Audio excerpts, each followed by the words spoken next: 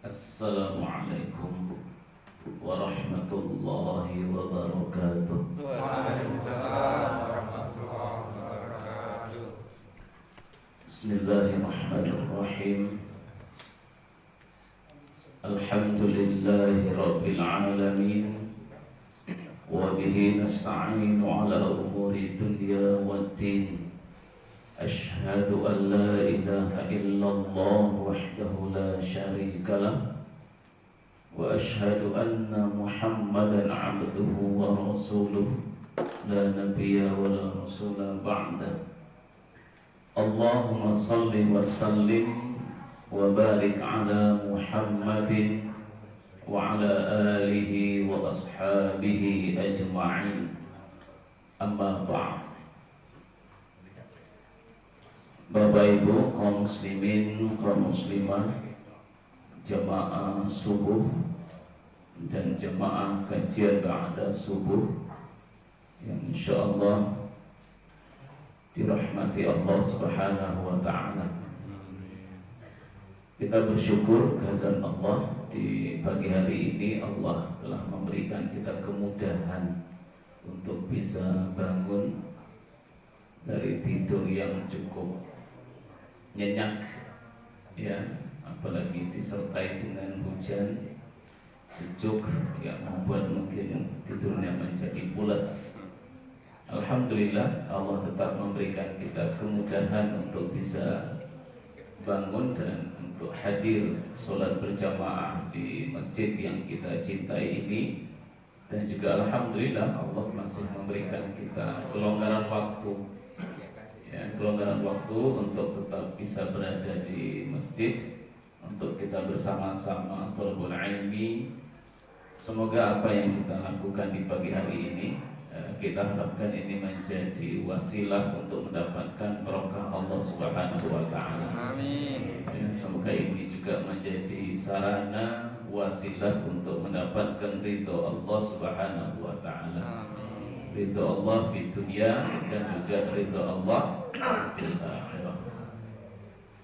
Bapak Ibu jamaah subuh yang dimuliakan Allah, satu hal yang membuat hidup kita itu menjadi tidak nyaman, ya, satu hal yang membuat hidup kita menjadi tidak nyaman itu adalah ketika kita punya masalah.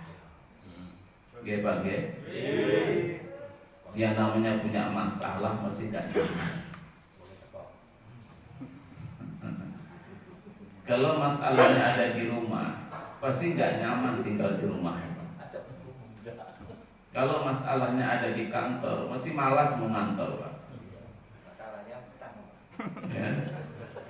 Dan bahkan kalau ada masalah di masjid juga malas mau ke masjid itu.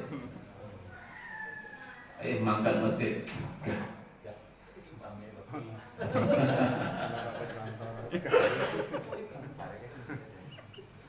Jadi sesuatu yang membuat hidup tidak nyaman itu kalau punya masalah.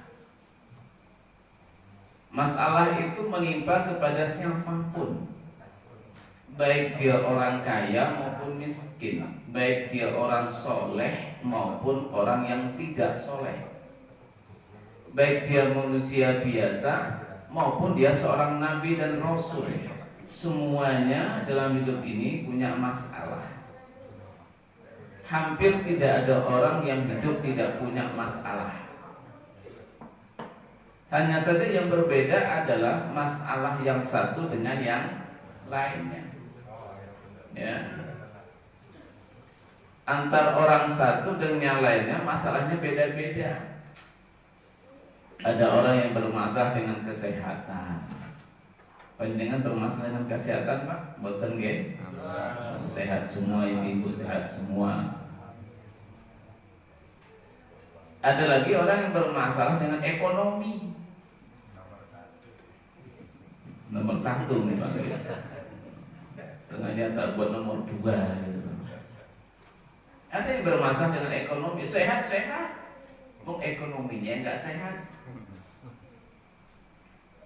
Masalah apa mboten? Masalah banget ya.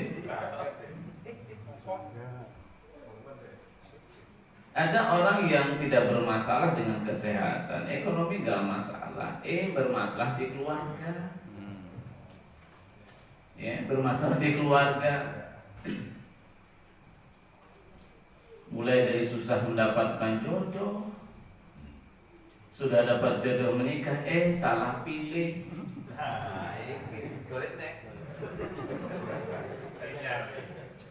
ternyata nggak sesuai dengan prediksinya. Dikira soleh, ternyata tolah-toleh. Bukan dapat suami yang soleh, tapi malah dapat suami yang salah.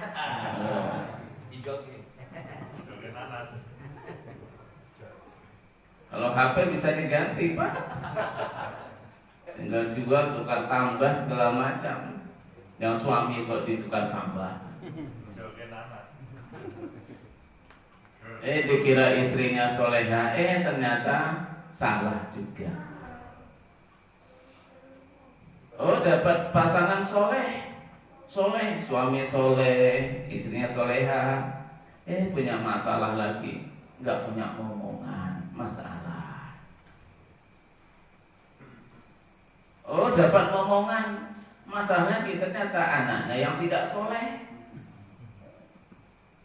Bikin masalah melulu, masalah lagi.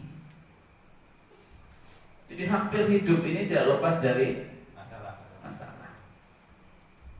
Bahkan para nabi, Masya Allah, apa kurangnya nabi dan rasul, mereka juga punya masalah, dan itu lebih besar dari masalahnya yang kita alami, Bapak Ibu.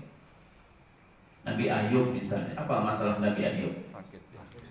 Kesehatan. Ya, sakit yang luar biasa, Bapak Ibu. Apa itu? Badannya berbelatung, padahal masih hidup. Loh, coba. Biasanya orang kalau sudah berbelatung itu kalau sudah mati. Ini hidup tapi berbelatung. Apa ada yang tidak jijik? Istri-istrinya beliau, saya katakan istri-istri karena memang dia punya banyak istri, Pak. Ya. Istri-istrinya Nabi Ayub itu minta diceraikan semua, hanya satu yang setia itu. Hanya satu yang setia mendampingi beliau. Semua keluarga menjauh. Kenapa? Karena menjijikkan. Siapa sih tidak merasa jijik? Ya, hidup bersama orang yang berbelatung, Pak. Habis. Badannya itu habis. Sampai dia berpergian, diusir dari kampungnya. Bukan saya diusir dari keluarga, diusir dari kampungnya, diusir dari kampung A masuk ke kampung B, diusir lagi ke kampung B, masuk ke kampung C, diusir lagi. Na'udzubillahiminzalik. Sebuah problem yang luar biasa. Seorang nabi, Nabi Ibrahim, Abul Anbiya, bapaknya para nabi, punya masalah.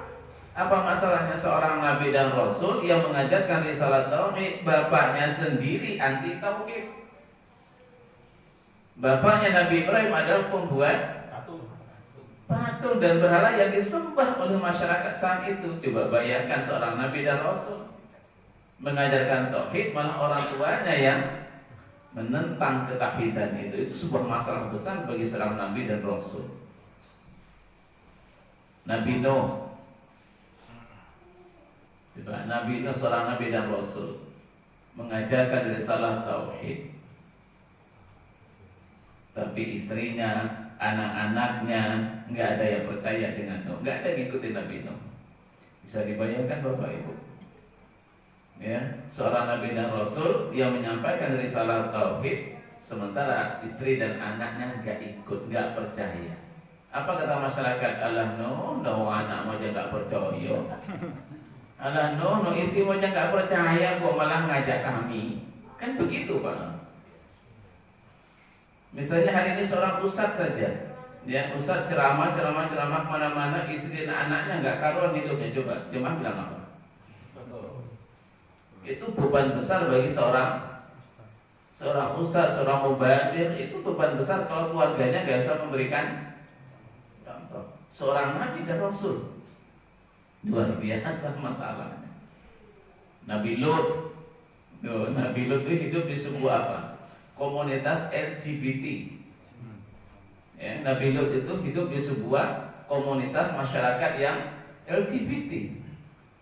Ternyata apa? Istrinya bagian dari komunitas itu loh. Coba, istri seorang nabi itu merupakan bagian dari komunitas LGBT itu. Nah, ini semua menunjukkan kepada kita bahwa masalah itu tidak hanya menimpa orang-orang yang jauh dari Allah, tetapi juga menimpa orang-orang yang dekat dengan Allah. Cuma bedanya, kalau masalah itu diberikan kepada orang-orang yang soleh, maka itu merupakan ujian. Ujian. Allah ingin mengangkat derajatnya lebih tinggi lagi. Ya, itu ujian. Hasiban nasu ayyutraku ayyaqulu amanna wa hum la yuftanun. Al-Ankabut ayat 2. Kata Allah, apakah manusia itu mengira bahwa kami akan biarkan saja manusia itu mengatakan kami beriman, sementara imannya tidak akan kami uji? Itu Allah katakan. Apa manusia mengira dengan mudahnya mengatakan kami mukmin, kami beriman, sebelum semuanya itu Allah uji? Berarti permasalahan yang diberikan kepada orang-orang yang beriman, orang-orang yang soleh, berarti itu ujian. Tetapi kalau diberikan pada orang-orang yang salah, kalau tadi soleh, yang kedua ini orang berbuat salah, mukmin tapi sering berbuat salah, maka itu bukan ujian. Permasalahannya itu adalah jeweran, itu teguran, itu peringatan agar sadar, agar kembali kepada kebenaran. Itu kalau kepada orang mukmin yang melakukan kesalahan. Tetapi kalau permasalahan itu diberikan kepada orang mukmin yang melakukan kesalahan terus-menerus, dijewer masih saja melakukan permasalahan, dijewer masih saja nggak berubah-berubah, atau diberikan kepada orang kafir, maka itu namanya azab. Jadi kalau sudah diingat terus-menerus ya sudah azab. Nah, Bapak Ibu, kira-kira permasalahan kita yang kita hadapi ini, kira-kira ini ujian, jeweran atau azab? Ujian. Bagus Pak. Yakin kita tuh orang soleh kan, ngaten nggih? Hanya itu saja kita mensikapinya. Jadi tidak usah bingung. Ada apa ya? Satu perasaan ya sudah soleh gitu. Perasaan sholat ya jamaah 5 waktu, puasa ya Senin Kemis, sedekah ya setiap hari. Tapi ya kok ya masih punya masalah ya.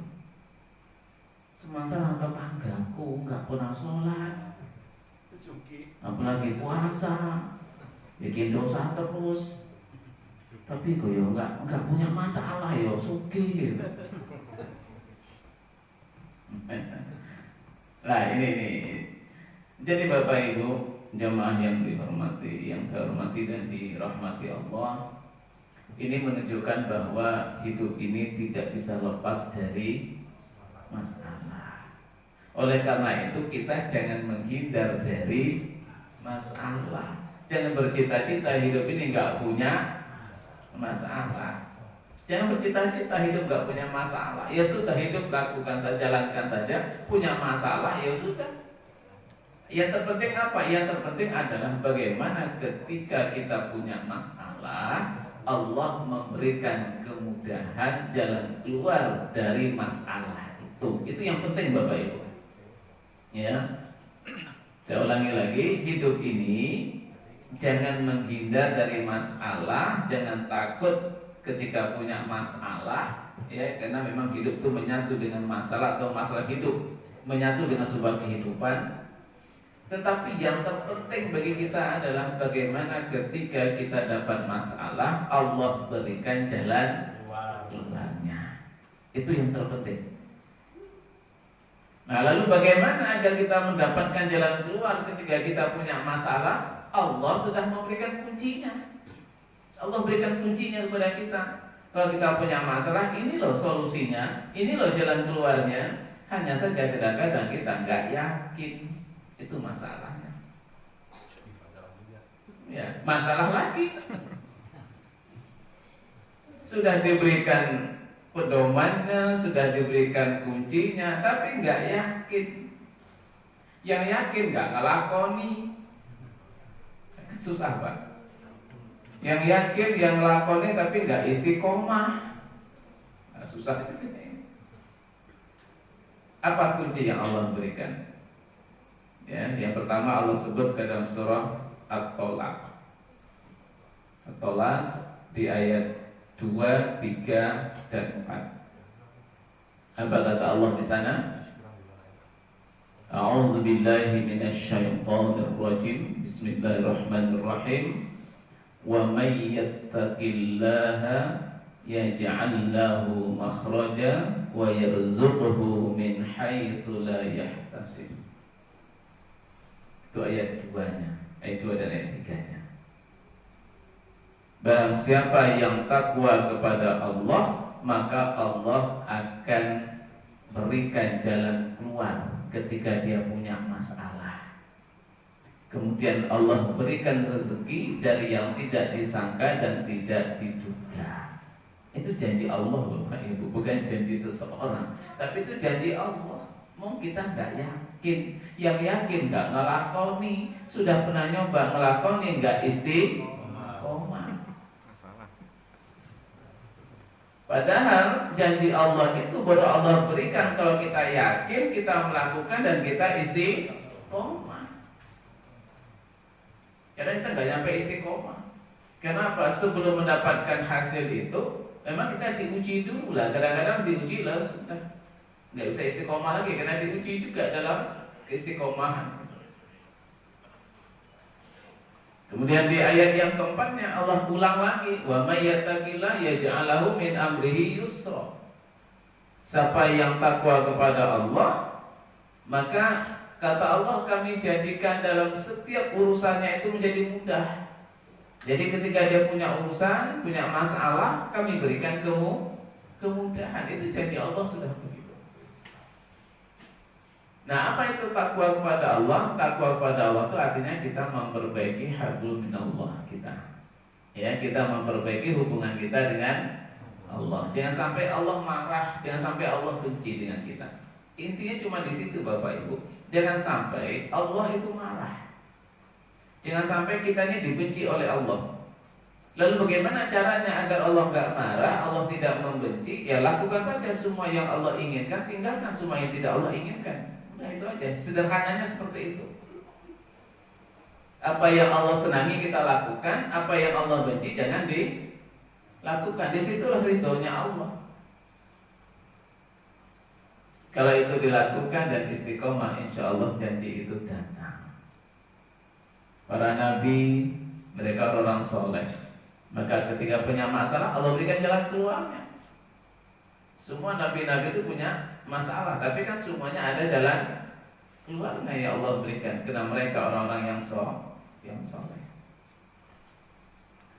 Ini yang pertama, Bapak Ibu, ya, jalan keluar atau kunci yang Allah berikan untuk mendapatkan jalan keluar dari permasalahan yang kita hadapi. Kenapa hujan, Bapak? Oke, matur nuwun. Matur nuwun sangat. Jaketnya diamankan. Alhamdulillah, matur nuwun. Niki sampai jam pinten to, Pak niki? 5.10. 5 kontrakan jelas dulu nggih. Jam 5.10-an ini. 5.10 ya. Oke. Nanti enggak kan mau ada yang mau gowes kayaknya ini.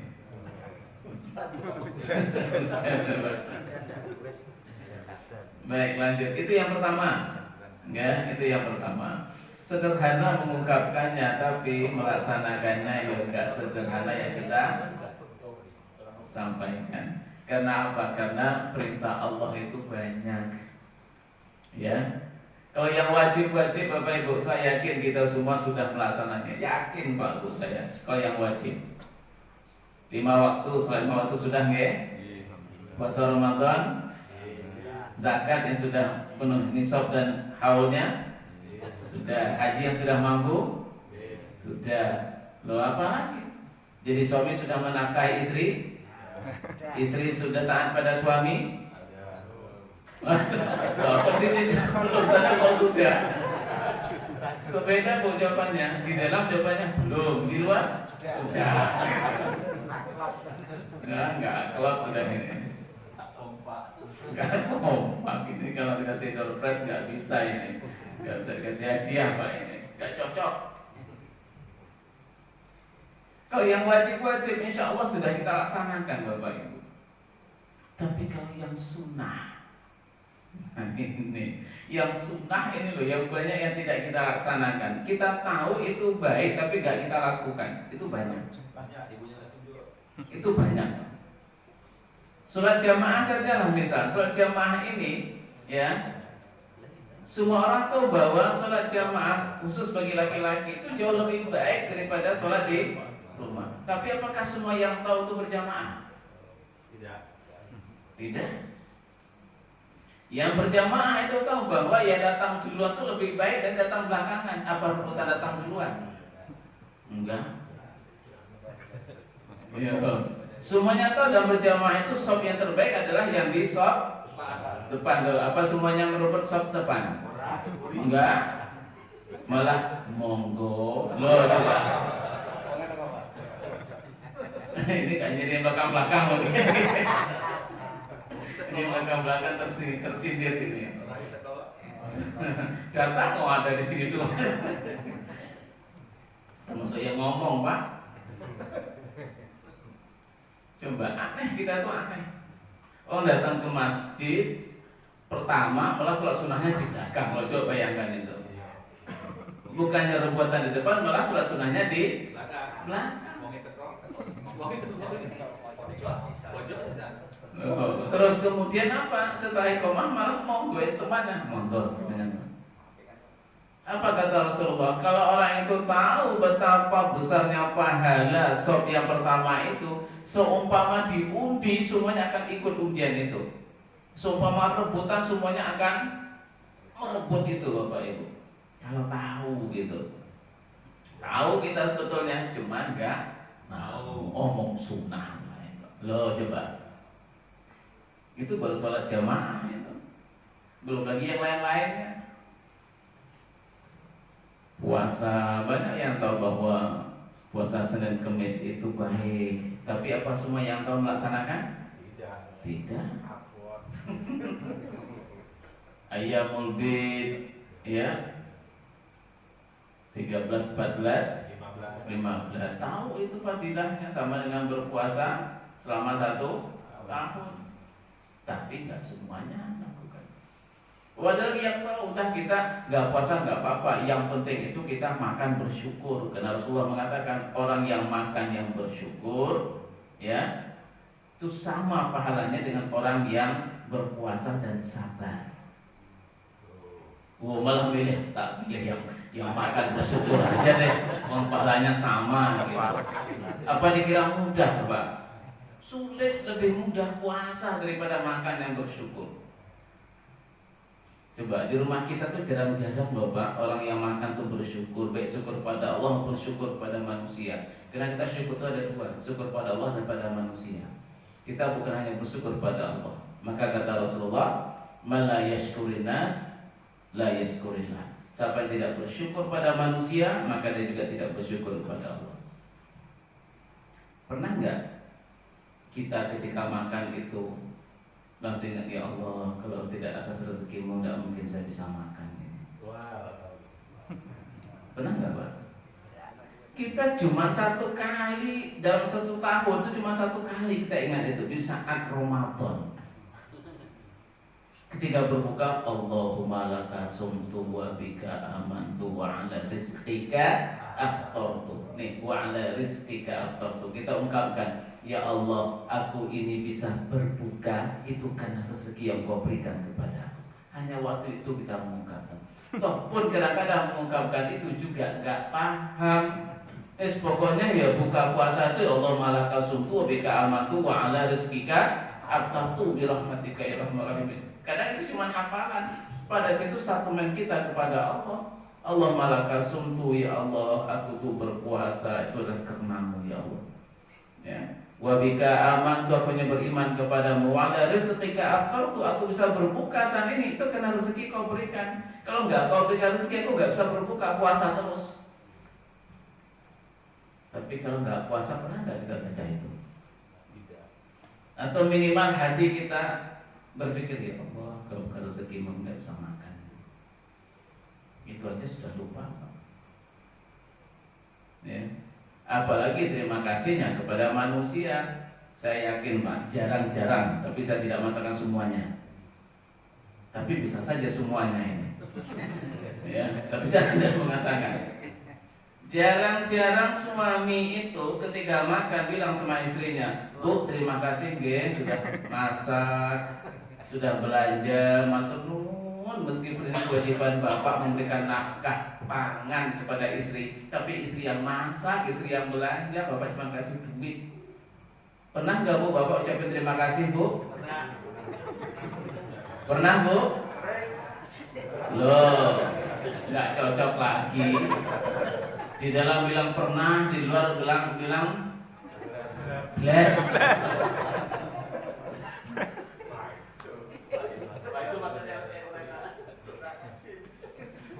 Lah bagaimana kita dapat ridho Allah? Di rumah tangga saja tidak ada syukurnya. Wala in kafartum inna azabi lasyadid. Kalau kamu enggak bersyukur, azabku pedih, kata Allah. Setidak-tidaknya dijewer itu tadi. Jadi kalau rumah tangga kita punya banyak masalah, jangan-jangan sumbernya adalah karena kita tidak syukur. Enggak syukur. Ibu-ibu dapat uang setiap bulan dari bapak untuk masak, untuk makan. Juga jarang-jarang ibu mengatakan, Pak, matur nuwun nggih, kalau bapak nggak kasih duit tidak mungkin ibu bisa masak kayak gini. Kalau ibu nggak kasih, kalau bapak nggak ngasih uang, nggak mungkin ibu bisa masak untuk keluarga. Nggak mungkin kita bisa makan. Matur nuwun nggih, Pak. Pernah Pak ibu bilang begitu?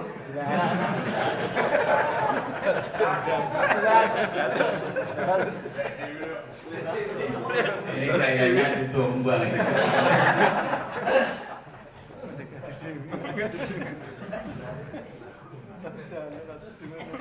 Saya nggak tahu ini keyakinan saya benar apa enggak. Saya kata jarang-jarang. Benar nggih Pak? Ini pengakuan. Ini sudah nggak tuduhan nggih, tapi ini pengakuan Pak. Pak, Ibu, ayo kita biasakan syukur di rumah kita. Ya. Jadi cara bersyukur kepada manusia itu salah satunya kita ucapkan terima kasih. Yang kedua adalah kita puji, kata Rasulullah. Puji dia. Minimal Bapak, Bu, enak banget nih makanannya. Lebih enak dari restoran A gitu. Wah, senang banget. Modus. Bisa tanduk. Nggak pusing. Ngece.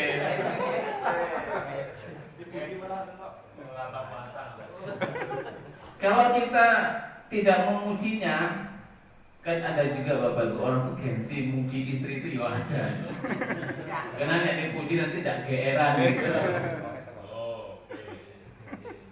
Minimal kalau kita nggak mau memujinya, kata Rasulullah, doakan dia. Doakan dia. Saya nggak tahu nih, kita membiasakan dan berdoa itu kita selipkan itu mendoakan istri kita, mendoakan suami kita. Dan jangan cuma istri yang sering begitu, ya Allah berikan rezeki banyak pada suamiku, ya Allah. Paling banyak itu. Gitu nggak? Tapi setelah suaminya punya banyak rezeki, kaya raya, malah apa Pak? Lo jenengan lagi ngomong malah tolak punya fasilitas.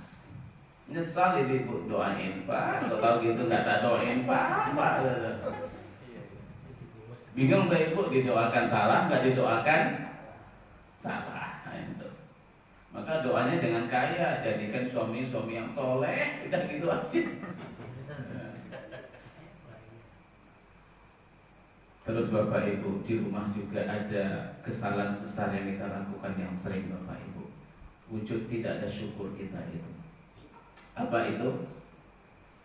Sering di rumah kita makanan itu tersisa dan bahkan basi dan bahkan berjamur Pak. Kata Rasulullah, makanan itu dihabiskan. Kalau ada di tangan dijilat, kata Rasulullah. Itu artinya apa? Kita menunjukkan kepada Allah kalau kita senang terhadap apa yang Allah berikan kepada kita. Contoh Pak, jenengan ke rumah saya ngasih saya makanan roti, katakanlah begitu, ya. Terus kemudian roti itu saya makan separuh, saya buang separuhnya di hadapan jenengan. Jenengan tersinggung nggak? Tersinggung Pak. Besok kira-kira datang bawa roti itu lagi nggak? Nggak. Yes. Ini apa? Sini yes. Atau jenengan datang ke tempat saya bawa roti. Biasanya kalau bertamu kan bawa makanan gitu Pak ya. Untuk itu etika dalam bertamu. Seberapapun lah begitu. Terus kemudian seminggu kemudian jenengan datang lagi. Apa jenengan bawa yang minggu yang lalu masih ada di situ sampai jamuran. Kira-kira perasaan jenengan gimana? Gelo Pak. Kamu tak gawat. Oke kan gitu Pak. Kita terhadap Allah itu begitu ya sering terjadi. Allah beri kita rezeki, kita makan dan kita habiskan. Sampai-sampai makanan itu terbuang Pak di rumah kita itu. Basi, berjamur. Pada Allah lihat itu. Allah lihat itu. Allah tahu itu. Ini kadang-kadang menjadi sumber permasalahan di rumah tangga kita karena kita nggak bersyukur. Kita nggak bersyukur. Nggak syukur pada Allah, nggak syukur pada manusia. Lah bagaimana kita ini bisa mendapatkan kemudahan dari Allah ketika kita punya masalah? Karena hubungan kita dengan Allah tidak baik. Hablum minallah kita tidak baik. Nah, maka ini yang pertama kuncinya. Ayo kita jaga hubungan kita dengan Allah. Itu yang pertama. Yang kedua Bapak Ibu, kunci yang kedua, ketika kita punya masalah, ya, ada jalan keluarnya juga. Allah berikan jalan keluar yang mudah, yaitu dengan perbanyak menyadari kesalahan itu, minta ampun kepada Allah. Ya, kita sadari kesalahan kita, minta ampun kepada Allah. Kita ucapkan Astagfirullahaladzim. Tapi tidak hanya di lisan dong, Bapak Ibu, ya.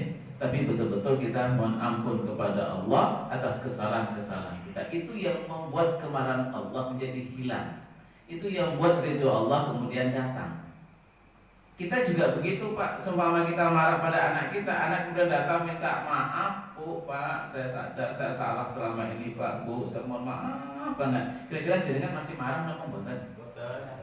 Mboten. Allah juga begitu, kita datang di hadapan, ya Allah, aku salah. Maafkan aku ya Allah, astagfirullahaladzim. Hilang marahnya Allah. Allah lebih pemaaf dari manusia. Mungkin manusia sulit memaafkan orang lain, tapi Allah sangat mudah untuk memberikan maafnya. Innallaha ghafurur rahim. Allah tuh Maha Pengampun dan Maha Penyayang. Beda dengan kita, Pak. Ya. Kita saja bisa memaafkan, apalagi Allah. Itulah yang menghilangkan kemarahan Allah. Maka kata Rasulullah, sampaikan pada sahabat dan untuk kita semua, apa kata Rasulullah? Man lazimal istighfar. Barang siapa yang melazimkan, mengistiqomahkan, membiasakan dalam hidupnya beristighfar, ja'alallahu lahu min kulli hamin faraja wa min kulli dhikin makhraja wa razaqahu min haitsu la yahtasib.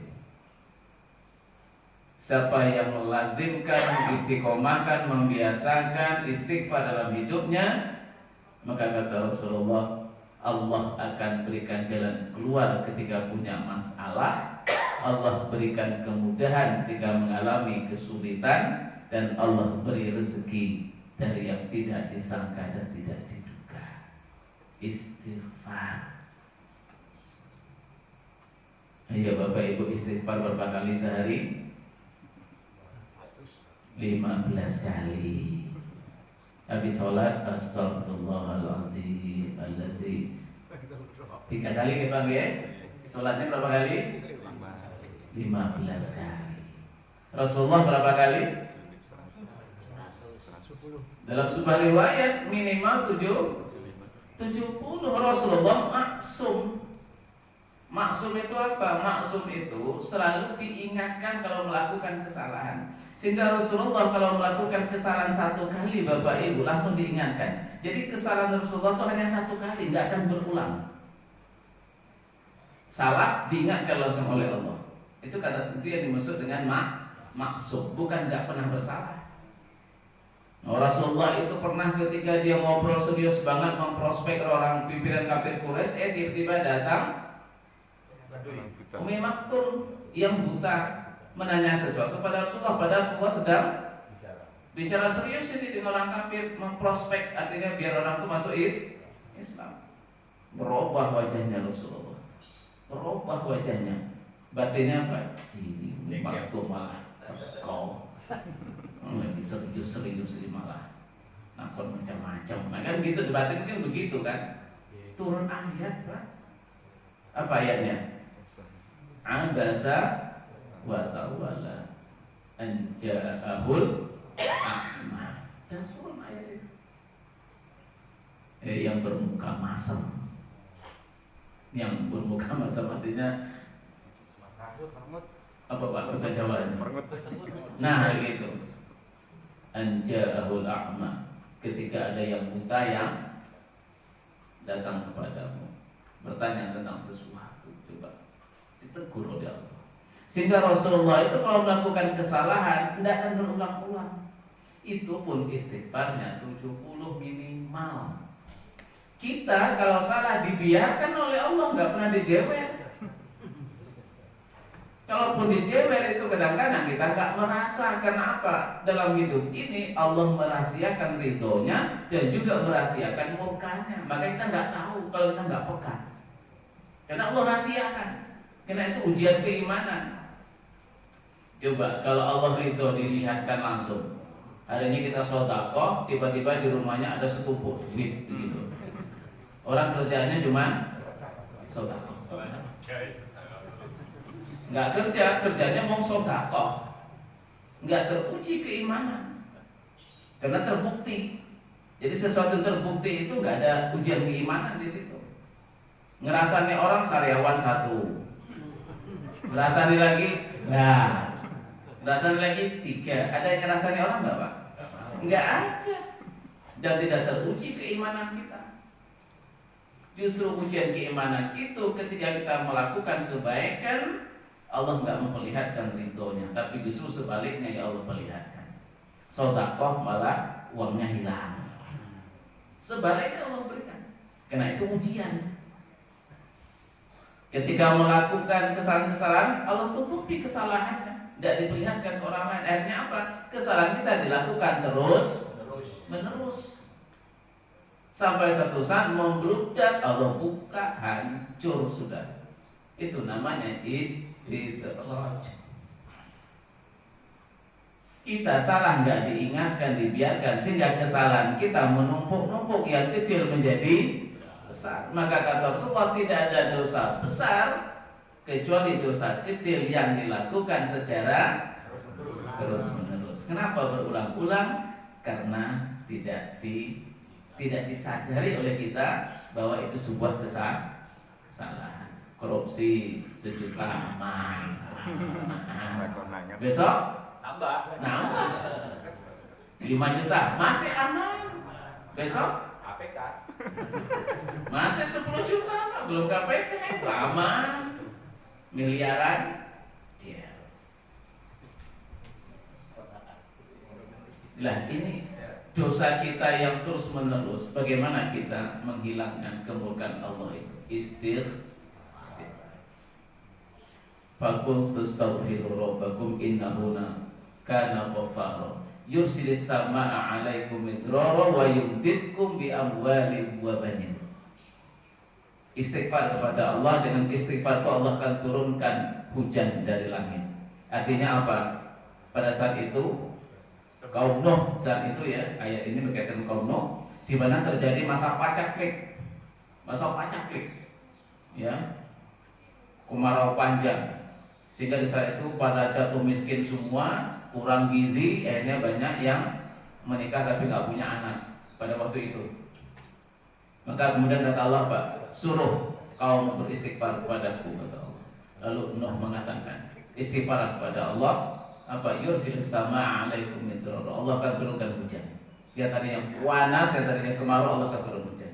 Wa yumdidkum bi amwalin wa banin, kata Allah. Akan kuberikan kepada kalian itu harta yang banyak, wa banin, dan juga anak-anak keturunan.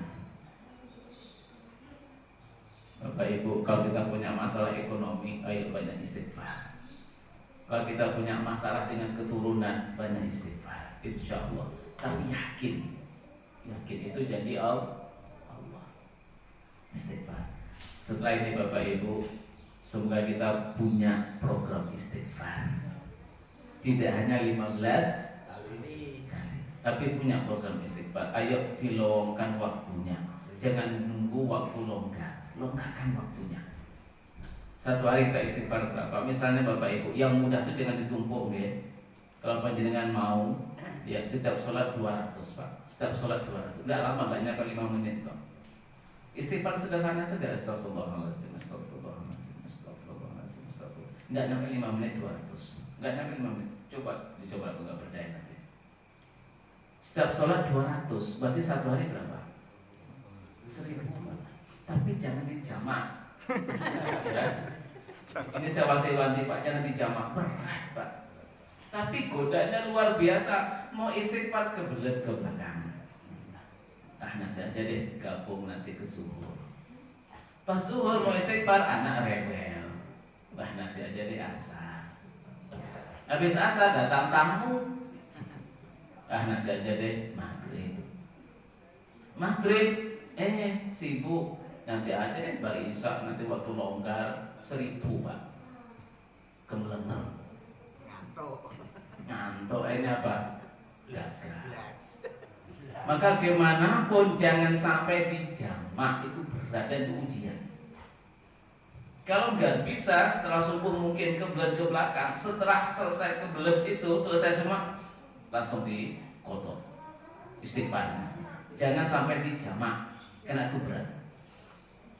Insya Allah Bapak Ibu, ini kita istiqomahkan, kita akan merasakan banyak hal-hal yang luar biasa dalam hidup ini. Banyak hal yang luar biasa ya. Yang mungkin bahasa orang hari ini kebetulan. Sebetulnya bukan kebetulan, itu Allah yang sudah mengatur semuanya. Hidup itu semuanya menjadi pas gitu. Istighfar.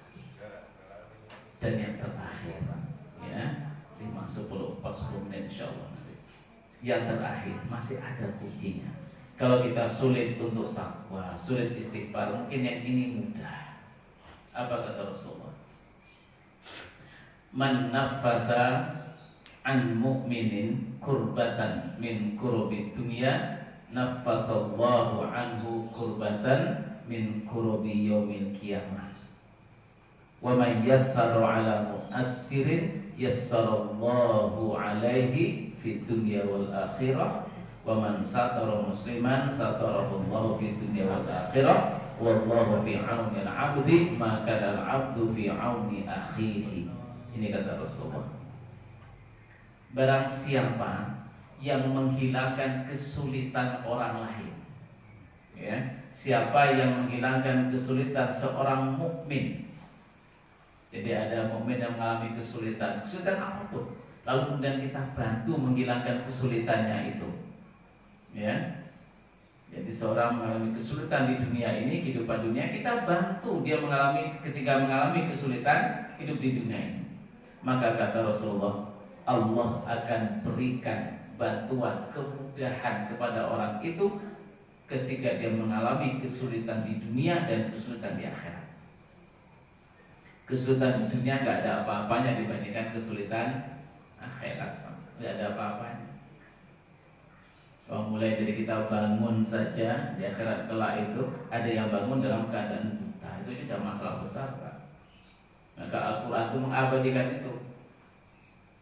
Falimah hasyartani a'ma wa qad kuntu basira. Ada yang protes nanti.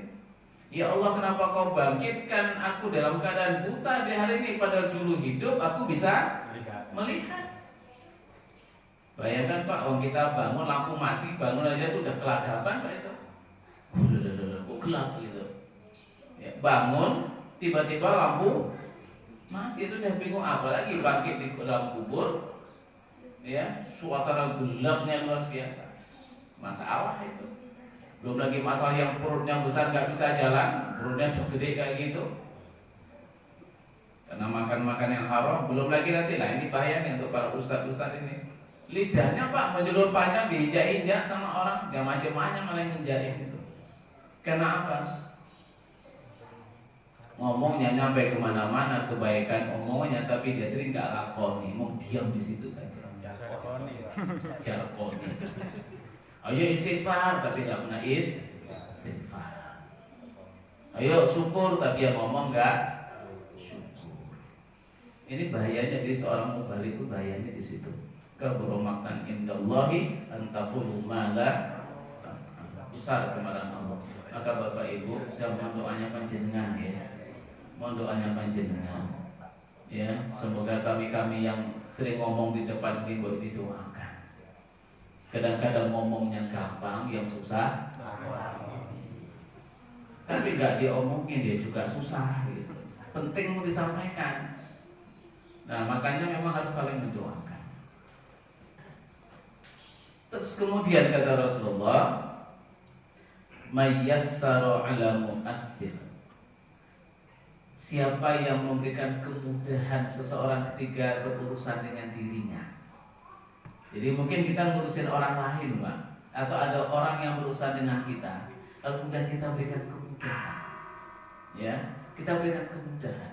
Yang biasa terjadi itu biasanya hutang piutang. Ada orang yang berhutang kemudian sulit membayar hutangnya ke kita. Maka apa kata Rasulullah? Berikan kemudahan.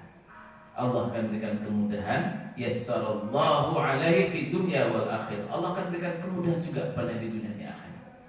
Berikan kemudahan. Yassiru wala tu'assiru. Permudahlah semua urusan orang, jangan dipersulit. Kata-kata sering kita dengar, kalau bisa dipersulit kenapa harus dipermudah? Bilangan Pak itu. Dibalik, kalau bisa dipermudah kenapa? Dipersulit. Urusan kita akan dipermudah Allah. Tapi kalau kita mempersulit urusan orang lain, urusan kita juga akan Allah persulit.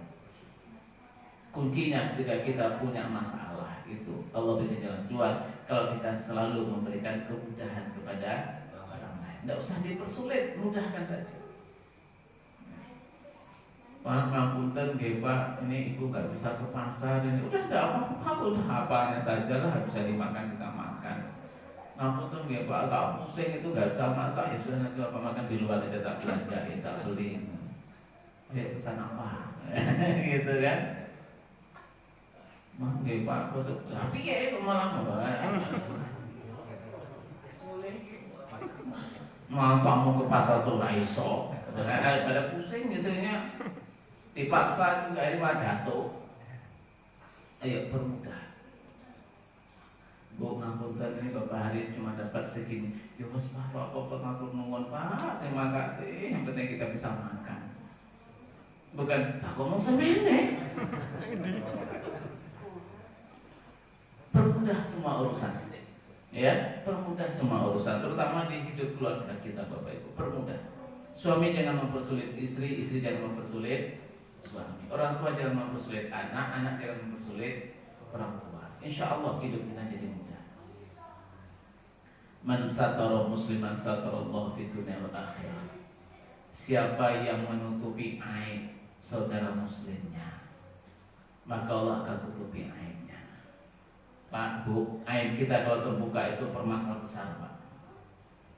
Kalau aib saya Allah buka di hadapan panjenengan, masalah besar bagi saya. Panjenengan tidak akan mungkin mau mendengarkan apa yang saya katakan. Kenapa jenengan mau duduk di sini mendengarkan saya? Karena aib saya Allah tutupi. Panjenengan dihormati oleh temannya panjenengan, oleh anak istri, anak suami, yaitu dihormati karena apa? Karena aib kita Allah tutup. Kita dihormati orang karena aib kita Allah tutup. Coba kalau aib kita Allah bongkar, sudah gak ada harga diri Pak. Orang gak akan mungkin menyapa kita, kita sapa orang gak akan merespon. Kita undang orang gak akan datang, apalagi diundang. Karena apa? Hinanya betul hidup kita, karena aib-aib kita. Maka oleh karena itu jagalah aib orang lain, Allah akan menjaga aib kita.